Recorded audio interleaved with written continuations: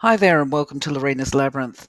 I'm Anna Pirelli. In today's video, we're going to be talking about the brow chakra and how to develop it in ways that ensure optimal function of both your chakra system and your entire sense of health and well-being. And the reason why we have to have a dedicated video towards this is because so many people will focus on the brow chakra as opposed to the chakra system. And this is really quite what we say contraindicatory, and it can lead to harmful consequences for the person and the people around them if they put all of their focus of attention on this one chakra. Before we do so, of course, just a reminder that we have a disclaimer on this channel. Everything that you see is based on my own information, my opinion, my beliefs, or other, and nothing that I put forward is designed to replace medical, mental health, financial, legal, or other professional advice. You would be wise to form your own opinions and do your own research on any of the content that I put up that you find interesting. So the brow chakra, as a first point, is identified in this image as the sixth primary chakra in the body, and it's centered between your eyebrows and over your forehead, and it governs the function of your eyes, ears, mouth, and nose. So this translates to seeing, hearing, tasting, and smelling. Now, from an energetic perspective, we're talking about four of the clairs, which is clairvoyance, clairaudience, clear hearing, clairaugustance, which is taste, and clairolfactance, which is hearing. So respectively. Now, as stated before, many people are tempted to focus on energizing this particular chakra as opposed to the other chakras because they're actually eager to obtain the benefits of psychic vision. Now, this would be both unwise and ill-advised because it can have quite significant impacts on yourself, and it's really important to do the work on this chakra in the same way that you would on others. And in fact, I would go as far as saying, because I've spoken to many people about it, what is problematic is people put the attention on this chakra instead of trying to raise their personal vibration. Now, that's going to be covered in another video. If they focus on balancing all their chakras, then the brow chakra will develop automatically as part of that overall growth and development, but it will develop in healthy ways. So let's have a look at what I mean. In fact, it would be unwise to focus on any of the chakras specifically and individually, as opposed to doing an overall chakra balance, because it can totally throw out the overall function of the chakra system as well as the overall sense of well-being within you. Once you know how to assess your own chakra function, though, and I will be putting up a tool on how to do this in the next few weeks, you could instead, if you've identified that one's not functioning very well, you could instead do something like when you're doing balancing exercises using the chakra tool that I put up a few days ago. You could actually decide before you start them that you might do only 2 minutes of the breathing on all of the chakras except for the one that you think is not working well. And you could perhaps dedicate 5 minutes of breathing to this. And this is because if we look at this image here, this is trying to outline that the chakra system is a functioning mechanism, if you like. Each chakra is like a wheel. It can be compared to the wheels here. And when they're working synchronistically together, if one of the wheels falls out of alignment, then it's going to impact on all the other wheels. So it's important that each wheel is worked on, and just for your information, it's size proportionate to the area of the body that it needs to govern. So, for instance, the brow chakra obviously covers those primary areas of the face. The throat chakra is a smaller one, it covers the throat area and communication. The heart chakra is a large one because it covers the parts of the anatomy behind that. I think if I was to give an example and try and say sizes, my understanding is that the brow chakra is probably about the size of a not a dinner plate, um, perhaps a bread and butter plate, and the heart chakra is potentially the size of an entree plate. Okay, I'm digging this out as I go. The solar plexus is about the size of a dinner plate, and the throat chakra is probably about the size of a teacup saucer plate. So what I've done is I've put an image here to try and support the fact that the body is a machine and to give you an idea of how it all works. When we looked back at the other screen, we saw the 7 primary chakras that everybody tends to refer to with these colours. Now, are primary chakras because they are the biggest chakras. They also have a function in the body to oversee smaller chakras and all the area of the bodies. Nice. Okay, I meant body. Right. So anyway, there are actually over 100 smaller chakras in the body. I think it's about 114 actually. And this means small chakras in the hand. Now, let's talk about the brow. Okay, so on one level, the brow chakra oversees the physical function of our ears, our eyes, our sense of smell, what we see, whether we're able to see and be aware of the things that are directly in front of us, and whether or not we're able to see and understand, for example, nonverbal communication cues, stuff like that. So, anyway, each chakra, remember the brow's a primary one, is a cog in the machine. And if you are focusing only on one cog, there is a risk that the other cogs are going to go out of alignment and that the machine will not function as desired. So, for example, if we compare the body as a machine to the engine of a car, well, actually, not just the engine of a car, to a car, right? We don't just turn around and say, oh, well, I've put petrol in it, so it's still running. That's great. It's doing what it's meant to be doing. To ensure optimal performance of the vehicle, we have to do other things. We have to put in brake fluid. We have to make sure that it's got oil, transmission fluid. It needs to be serviced regularly. You've got to replace the tires, all this kind of thing. It just, and I repeat, it is not a case, here is my engine and that's all I need to do. I only need to worry about it when it breaks down. The reality is, if we're focusing only on the brow chakra or one specific cog in the wheel of the body, then the body and mind and spirit is at risk of breaking down or at least having a major glitch and ending up needing a lot more maintenance and service. So, where I'm going with this is you can't afford to be neglecting your other chakras because there is a risk that if you focus only on your brow, you're going to underperform in your earthly life and your energy body will be out of sync, decision making will be impaired at best, and at worst, the problems associated with focusing only on the brow chakra is you could become completely deluded at worst and create some really uncomfortable and unpleasant karma for yourself. And for other people potentially. Now, the other point of interest is that people who have got I'll call it a malfunctioning or a dysfunctional brow chakra, they're actually overrepresented in psychiatric wards, apparently, with diagnoses of schizophrenia. So you've got to work with the brow chakra in healthy ways. So, energy is a tool. It's for use in our current life, and any tool requires a safe and ethical use if we want to ensure that all parties are safe. Now, you wouldn't give a 6-year-old a sharp knife and ask them to go and carve the roast lamb without taking the time to explain to them how to use their gifts. And it's the same with the clairs. The first thing a person needs to be asking themselves is what is their motivation? What do they intend to happen through developing their chakra system or their brow chakra or their third eye? If they're thinking that they want to develop it so that people can tell them how amazing they are, they might want to rethink their motivation. And if they're seeking to control their environment and the people around them, that's another time for a rethink. If it is so that they can master their own responses and reactions and live with a greater peace, this is a good plan because once we fill our cup, it will flow over to other people. It will have benefits to others. So if you can be a positive role model to others and teach others as a living example, it's even better. So the questions to ask yourself is, are you motivated to develop for self-gain or as part of a humanitarian cause? Because the clairs are amazing gifts when used ethically and responsibly rather.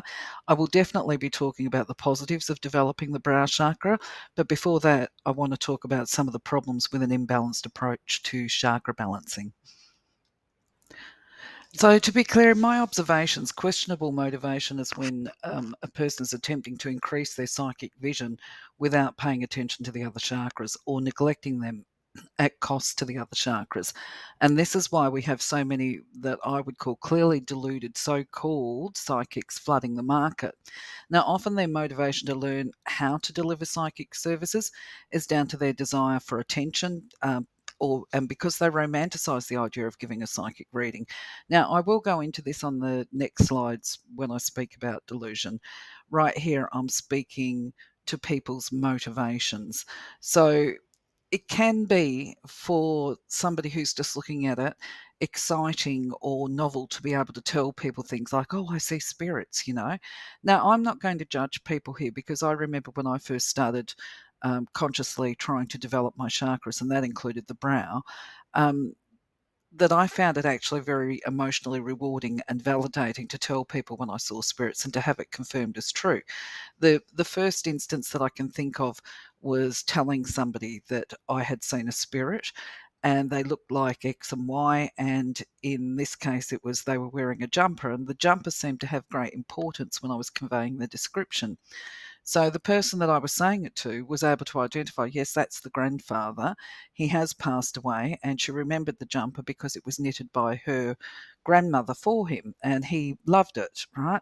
So that's a very exciting experience to have when it happens right. Also, I didn't apply my interpretation of what I was seeing. I just said, this is what I saw. I gave it. Um, and that kind of confirms to people that there is more to life than what they can see with their naked eye.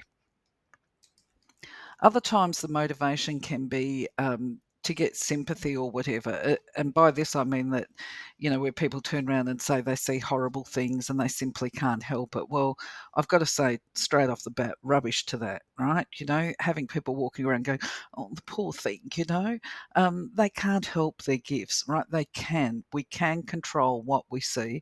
It's all down to intention, focus, and motivation. So, where I'm going with this is that a lot of the time people are motivated by the yearnings of their inner child and a desire for recognition and acceptance as a person. Other times people are motivated as part of their own self development, particularly if they've survived trauma and they live in a world of uncertainty.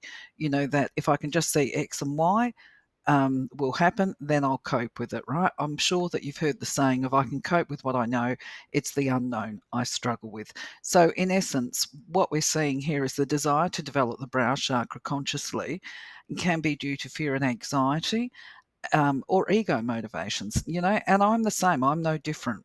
When I consciously started my journey of wanting to be aware and wanting to understand spirit, it was because I was living with uncertainty. I had a violent ex husband on the peripherals. And around the time I left him, I had a cancer scare. So I was very worried for my children that if I was to pass away from cancer, because I have a lot of women in my family who've died from breast cancer and there's a genetic whatever there. So my motivation was to get control over it, um, because I was driven by fear. And this is an ego driven thing, right? At least in many ways, I suppose that I can say that my approach was healthy because I was still working on all the chakras. I didn't actually focus specifically on the brow chakra. And I guess that's my blessing, is because I was following my guidance without really being aware that I was doing so. So I still took an overall approach. Now, I would encourage anybody who is living with fear and anxiety to take that overall approach to maintaining the chakra body and to let the third eye develop naturally. Sometimes a person's motivation is what we call purity of intention, and they're motivated to develop their psychic gifts because they have known pain personally and they want to help others either to avoid it or to work through their emotional pain. Now, this is a really admirable intention. It's motivated by compassion, love, and the care for the collective. And we could say that they're motivated because they wish to uplift humanity and they're trying to fast track the process, you know, just get straight into the brow, develop the clears. Now, these people are generally beautiful people, the most beautiful people of the world. But if they're attempting to fast track and bypass the development of the other chakras, they're still being unwise. They would be better off focusing on maintaining the chakra system and seeking to be a pure messenger of integrity. Because if they can focus on the chakra system, it's a bit like building a house. If you've got a shaky foundation, then the roof is going to be shaky, quaky, might fall off, right? It's not reliable and safe. Now, the same can be said for the brow chakra. You might want to have these wonderful, helpful psychic visions, or wonderful, helpful psychic clairs, but you have to build the foundations of the chakra body to make that gift reliable, if this makes sense. I'm going to speak to delusions within the context of delivering psychic services. In the first instance, most people that approach a psychic, this is our clients, are usually highly distressed and over emotional, and at least on the psychic phone lines that I was working on. Empathy is actually, I want to clarify here, empathy is actually not a psychic tool, as it is not part of the clairs, although we see the term clair empathy. The reason why I make this comment is because empathy is a feeling that is centered in the heart, and so that is the heart chakra. So that is not one of the clairs. The clairs are in the brow chakra. So if they say, my wording there would be, if a person says that they're a psychic empath, ask them about their clairs. That's great. Thank you very much. It's all very good to have an empath. But if you're promoting yourself as a psychic, what are the psychic gifts that you have? And as I say, clair empathy, heart. Psychic clairs in the brow. Okay, so get them to expand on that. I will be doing a video on how to select an energy worker, including psychics, in the future, because you're in control of who you pick to give your money to. Remember that. So anyway, back to the deluded psychic. These people are unable to discern between any visions they have or any voices they have, and call them psychic visions. Yet quite often it is their imagination, or they manipulate the content of what they're shown to support their own biases due to their lack of self-awareness. Now, we do see a lot of this in social media groups for psychic development, especially amongst what we call the novices. None of the information given by spirit is comprehensive, and I don't think they're aware of this. We don't get given the full picture, and the messages that we get is often reliant on symbolism and the interpretation of these symbols. Now, this, I believe, is because individually we are meant to find our own path, but sometimes spirit will draw on other humans, such as the psychics, to help a person during times of high stress and need. Now, frankly, I remember being told by a guy way back in about 2004, he'd had about 40 years experience working at psychic fairs in the industry, and he and I were discussing one time that the psychic industry is a magnet for people that are psychologically unwell or unstable, and that this wasn't just about the clients. Many people that act as psychics were also psychologically unwell. So, in many ways, we can say, I'm pulling this together. I'm throwing some ideas out here, and then I'll pull it together, and I hope you're able to stay with me as I go through this. So, in many ways, from a work perspective, we can say that working psychics are human service workers. And in fact, it is because of my psychic services. This is one of the reasons I studied mental health. Many of my clients would come to me saying that they would rather go to a psychic than go to a therapist. So, this is so important. We must, as energy workers, be very sensitive and responsible with how we speak and treat these vulnerable people, and to be clear with them about what we see and what our limitations are. Now, in the mental health fields, the reason why I make this comparison is clinicians are trained, and they're not always good at doing it, I might add, but they are trained to recognize that they can project their biases upon their client, and that can influence treatment in negative ways. So they have to put aside their personal judgments and beliefs and biases. And in my experience, many of them have said about developing this training because they also um, have experienced pain at different times in their life. And so their training is about making meaning out of these painful experiences that have occurred for them, usually in childhood, but they do it through, basically through mental health training. The deluded psychic, in my experience, not only lacks the awareness to set aside their biases, right, they have no idea how to interpret what it is that they're seeing, and they will often struggle, as said before, to discern a vision from their imagination or their mind chatter. They haven't done the legwork, and even if they're well intended, if they've tried to fast track the process, they haven't done the yards, they haven't put in the time, and they haven't learned the responsibility or the issues of karma. Now, when working on the phone lines, there have been times that I can think of straight away where I've actually refused to give a psychic service to a person because it's so clear to me that they were so incredibly psychologically unwell. and had been getting multiple readings from multiple different people, and they were completely destabilizing themselves. So, just an example of this, I had one woman screaming at me one time, "Just tell me what you see, I need to know," right? She was at the point of being an absolute basket case. However, what she did accept was when I told her that I would not be giving her a psychic reading because my guides were telling me she had had enough and she needed to stop using the phone lines to allow herself to rebalance. And that, in fact, my guides were saying that she needed to be sent some healing as part of balancing her energy fields. And if I recall correctly, I also refunded her as well because it didn't feel right with me to exploit her pain and suffering because other unethical readers were telling her what they thought she wanted to hear, and she was becoming distressed because predictions, well, her distress was being escalated because the predictions weren't coming true. Now, from my perspective, the worst kind of deluded psychic is one that actually believes the rubbish that they're telling their poor client. Often, the psychic vision, as I said before, is like watching the shorts of a full length movie. You get snippets, but you don't get the entire story. And just because you've watched the story doesn't mean that you know the outcome of the movie. And often, these deluded psychics will give a conclusion based on the shorts that is way different from the way the actual movie ends. Now, incidentally, I don't say they're the worst because I believe they're bad people. I say they're worst because it has the potential for some serious karma for both of them, that is, them and the client. So perhaps delusional is not the right word. Perhaps unbalanced and ungrounded is a better description. A lot of the time, the person that claims to be a psychic empath is actually simply reading a person's aura and picking up on their feelings. Now, if a person, as an example, is hoping for a reconciliation with a romantic interest, regardless of what the rationale is, the psychic, and I will use this in inverted commas, will tell the client, I feel you're going to reconcile. And they can be, if you're looking at this on the wall, watching a conversation on the wall, they can become very adamant, very strong with this view. Now, as humans, we know that the psychic is delusional when we can read that conversation because some of it is absolutely insane.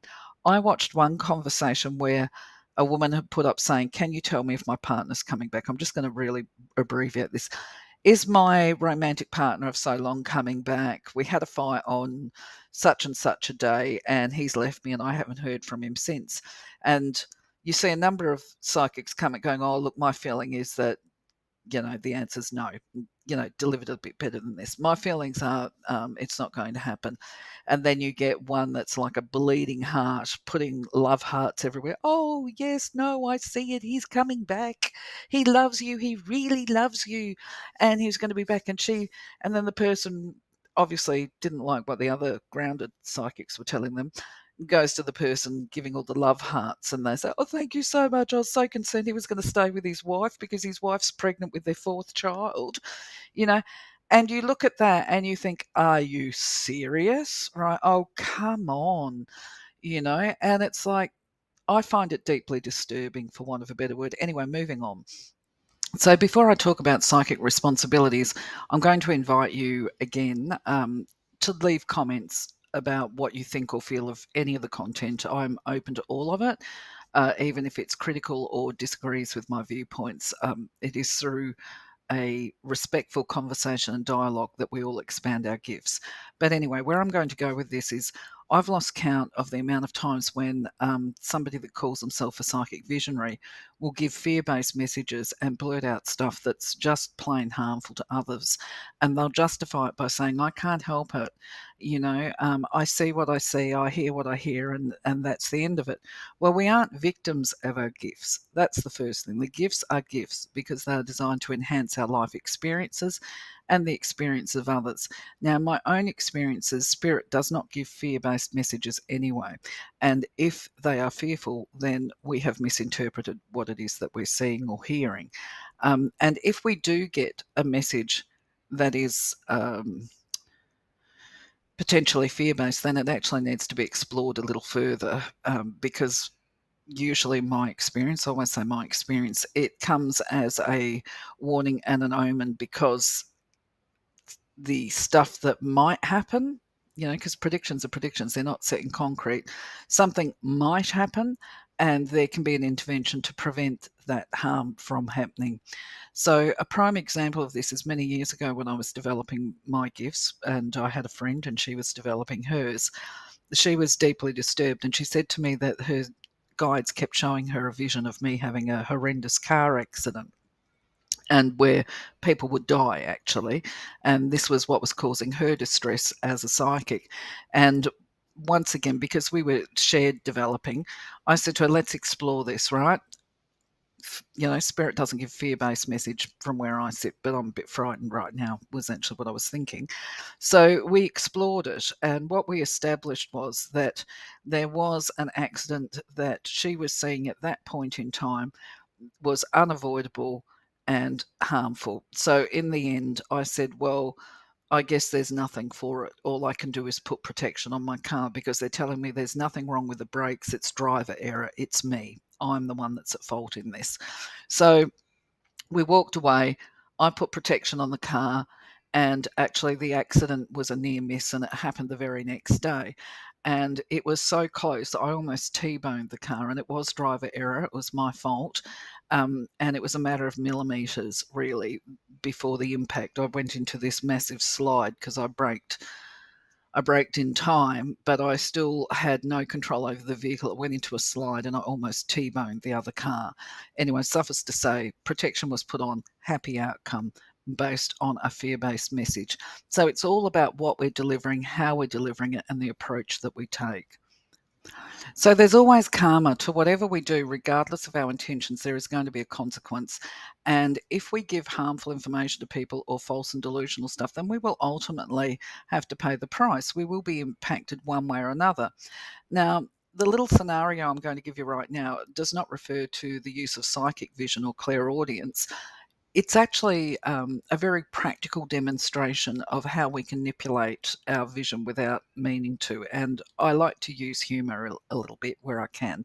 Um, so, this little story is going to tell you how the psychic vision can be used, but in a practical level. Many years ago, in about 2002, my children were aged 11, 10, and 8. And I was a single mum working two jobs, and it was a Friday night. And as I recall, I was absolutely exhausted and thinking, you know what, I'm going to flick down to the video store, get the kids a couple of movies, set them up in front of the TV, and tell them that we'll have a video night, which was the plan. I'll put on one of the kiddie movies first, and then I'll sneak off to the bedroom. While they're doing that, I'll actually put on my ting ting meditation music, re-energize my chakras, and then I'll come out. I'll be perfect mummy. All right. So I've done that. Well, first of all, I need to say what I did at the shops. Actually, I'm at the video shop. I've said to my kids, "Go and pick a movie." And this is what we're going to do. So naturally, the first problem that you encounter at a store with when you've got three children is that they can be pretty mobile, and so they're flashing around all over the place trying to pick a video. And as I walk up to the counter and I've put my videos there, one of the children has come up with another video and gone, let's get this one. So my auto reflex as mum is to turn around and say, no, we've already got our quota.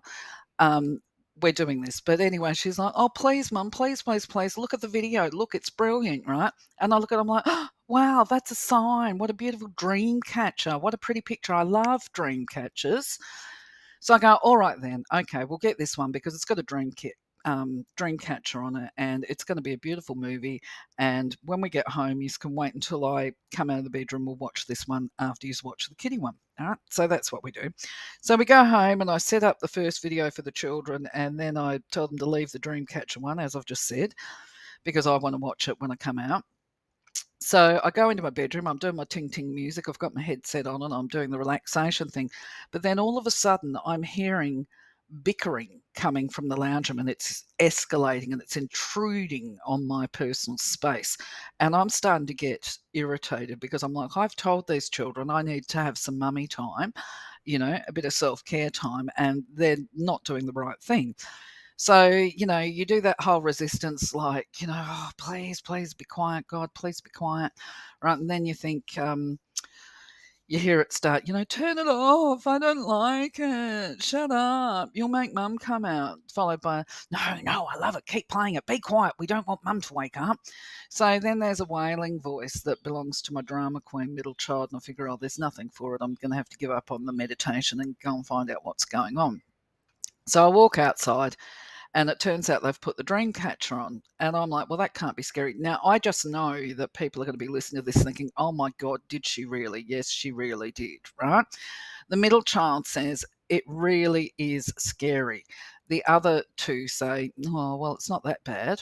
I say, how long have you played it? Right, because I actually haven't looked at the cover beyond looking at the picture.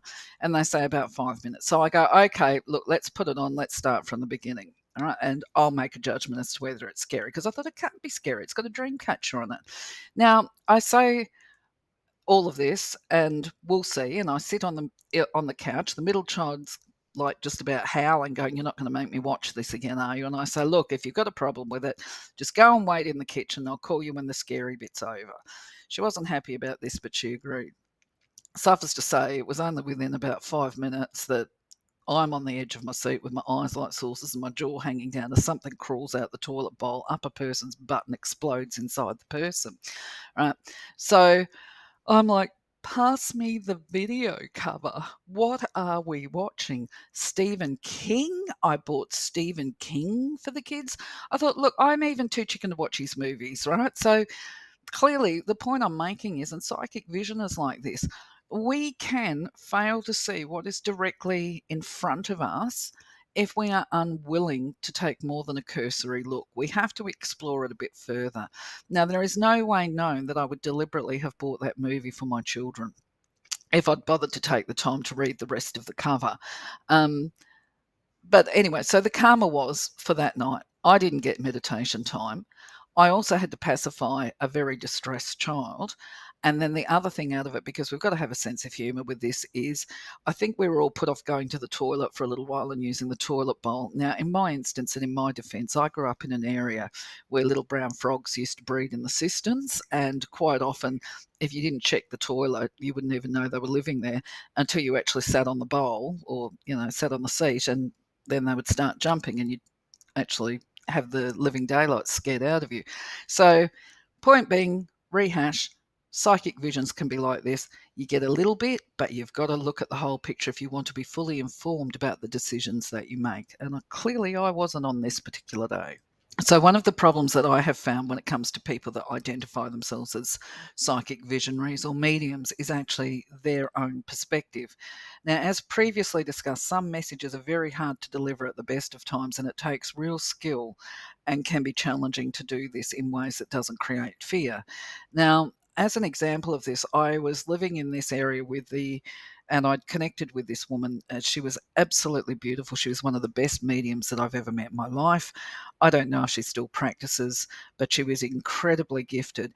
Now, while I was at her shop, somebody walked past the door, a man, and very, I think we would call them redneck Australian. He's opened the door and he has sworn through that doorway at her, called her all these names, questioned her ability to work as a psychic. The key points that stick in my mind and my memory for what he yelled from the door was some psychic, you are your big liar, would be the best way of describing it.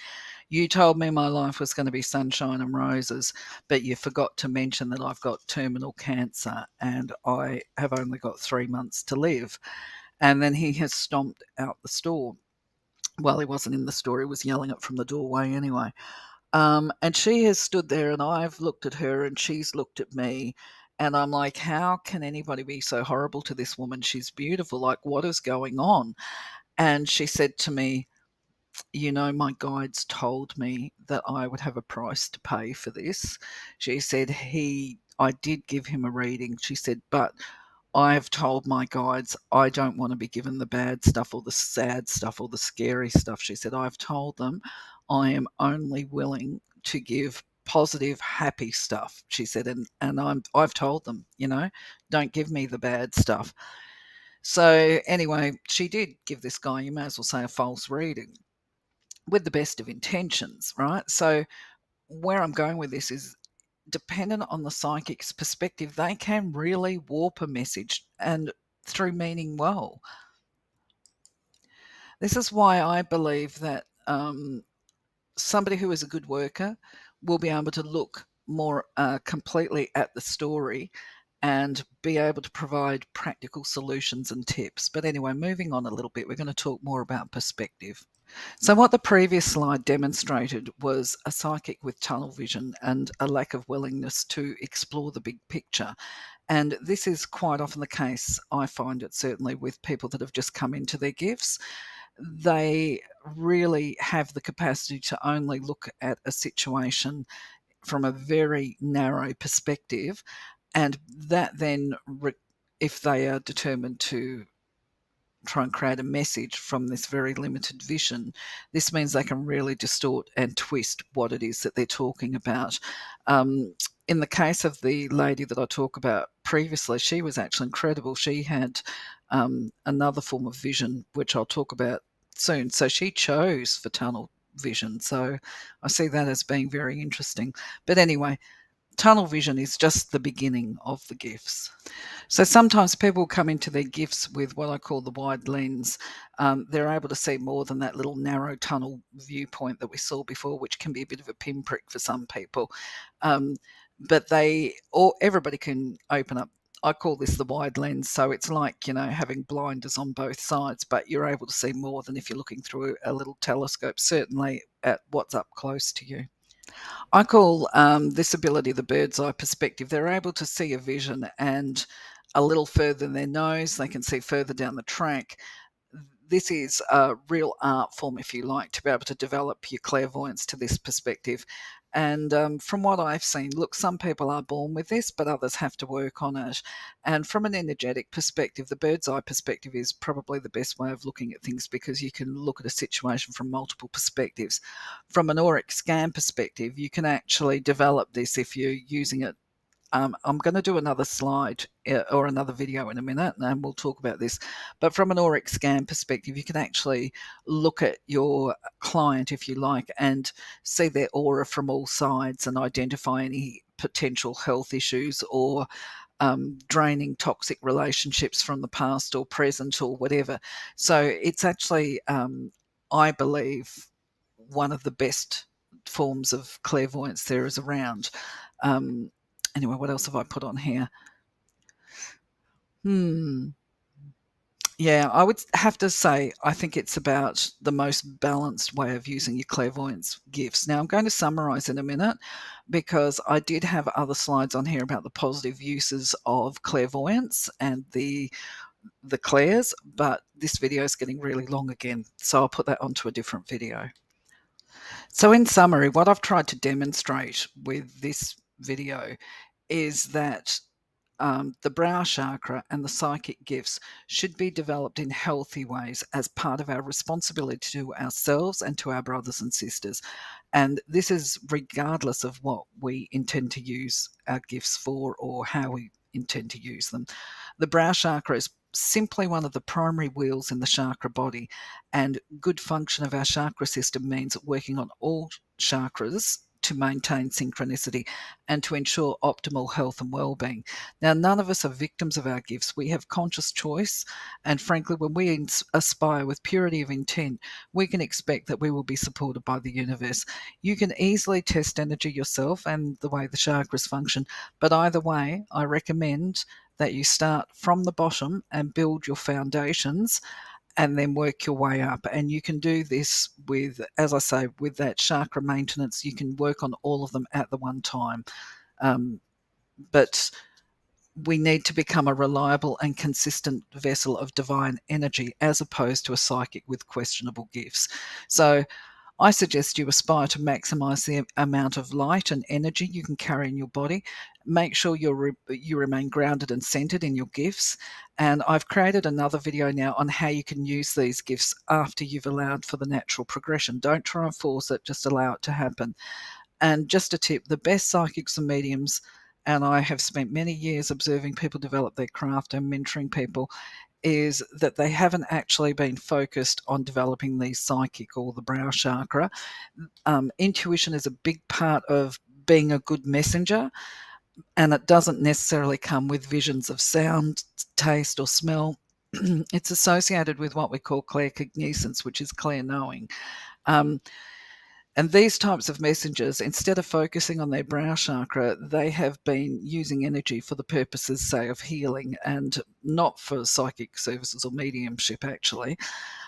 They just have wanted to be the best that they can be for themselves and for other people. So they've really been purity of intent. And this is what I would encourage you to do.